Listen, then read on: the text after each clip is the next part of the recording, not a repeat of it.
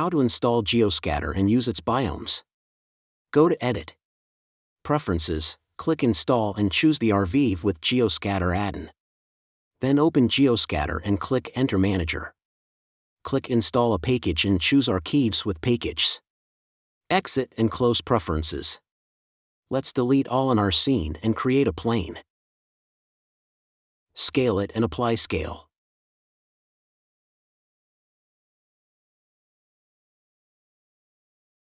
Then go to Geo-Scatter, choose our plane.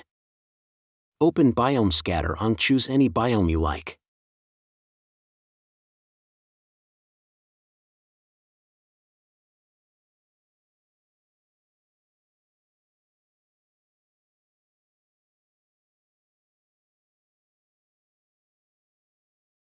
You can choose few biomes.